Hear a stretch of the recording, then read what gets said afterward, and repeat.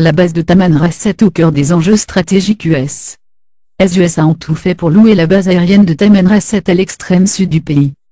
Idéalement située et permettant de couvrir l'ensemble de la zone sahélo-saharienne, elle présentait en outre l'avantage d'avoir été construite par une entreprise américaine, BRC, filiale d'Haliburton, selon des normes de l'OTAN. Tamanrasset a été pendant longtemps un site de dégagement secondaire pour la navette spatiale, il est utile de le rappeler.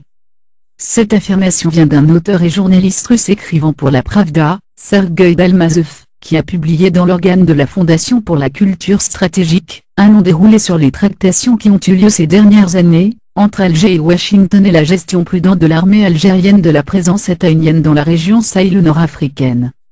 Même si l'intention était connue dès 2003, Washington n'a entrepris de démarches sérieuses que durant l'hiver 2009-2010. Ce qui a fait d'Alger, le temps d'une saison, une destination privilégiée des hauts gradés de l'armée US, des agences de renseignement, CIA, DIA, NRO, NGO, NSA, et des pontes de la diplomatie de l'ombre états-unienne. Un seul leitmotiv: convaincre leurs homologues algériens d'intensifier la coopération contre le terrorisme, ou plutôt adhérer à la vision de la guerre américaine au djihadisme. Thème au cœur des enjeux géostratégiques américains. L'une des réunions les plus importantes, a eu lieu le 3 février 2010, et a réuni le directeur général de la Sûreté nationale algérienne, le défunt colonel Ali Tounsi, et Gina Abercrombie Winstanley, aux fonctionnaires du Bureau de coordination du département d'État pour le contre-terrorisme. Cette réunion avait été précédée par celle qui a mis face à face, le général 5 étoiles William Ward, commandant de l'Africom, au général-major Lounay, commandant des forces aériennes. Ainsi que la rencontre du patron de l'US Air Force pour l'Africom, le général Ronald Rollandier, avec des membres du gouvernement algérien. À la mi-février 2010, les négociateurs américains, y compris l'ambassadeur Pierce, qui a été le premier chargé de mission dans le sens de l'allocation d'une base, ont rapporté un assouplissement des conditions algériennes, et ont semblé confiants quant à l'installation d'une base de drones à Tamanrasset.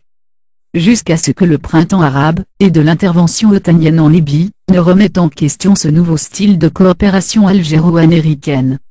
Certains hauts gradés américains se congratulaient déjà en coulisses, et anticipaient même l'utilisation de la base de Tam pour des opérations autres que celles de reconnaissance de routine, et avoir les deux pieds au Sahel.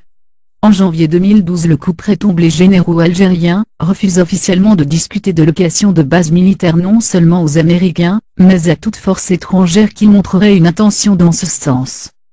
Des mercenaires pour ne pas toucher à la souveraineté algérienne. Avant que les choses s'enveniment, les USA avaient exploré des voies pour contourner un obstacle majeur sur lequel Alger restait inflexible, le respect de sa souveraineté territoriale. Si l'idée d'une présence physique d'une force étrangère était admissible par l'Algérie, cette force devait lui rendre des comptes, et accepter contrôle et surveillance. Pour contourner cet écueil, le commandement de l'Africom est allé jusqu'à imaginer un scénario ingénieux, qui consistait à demander la permission de gérer une partie des installations de Tamanrasset en utilisant du personnel, et des équipements sans marque ni marquage, et sans drapeau ni cocarde.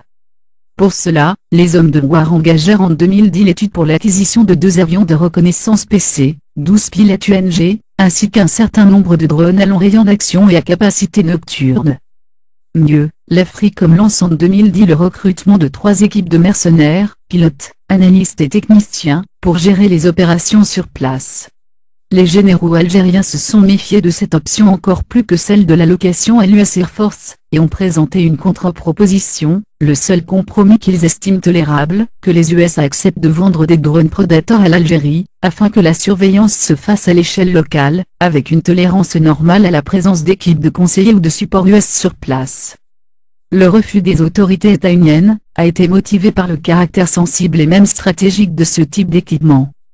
Cette attitude a été, selon l'expert russe, un véritable test de sincérité appliqué aux Américains. Les Américains multiplient les bourdes.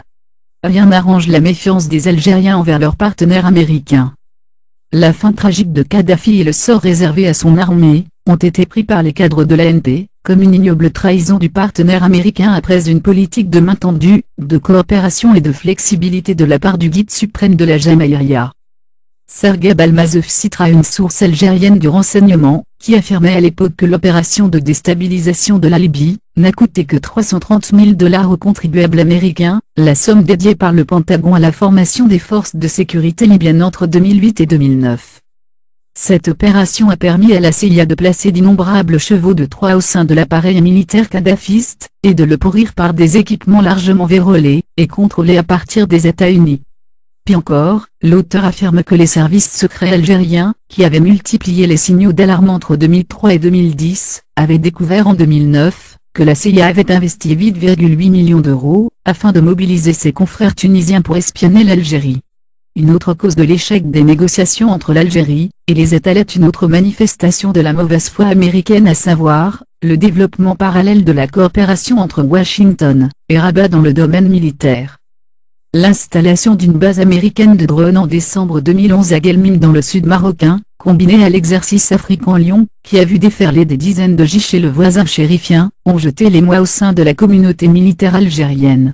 Pour preuve les photos diffusées par le forum Phare Maroc-Oma, qui montrait un drone GNR sur le tarmac de la petite base de Guelmim, et qui dans l'esprit simple de ses membres appartenait au Maroc. Reste que le déploiement de drones GNR non armés, et de moindre capacité par rapport aux Predator, démontre les craintes américaines d'irriter Alger en militarisant la région.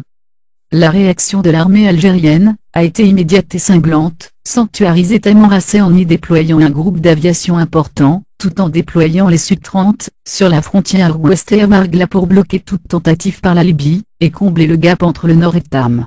Sur le plan politique et formel, Alger renforcera les restrictions de survol sur son territoire, et l'étendra aux appareils de reconnaissance.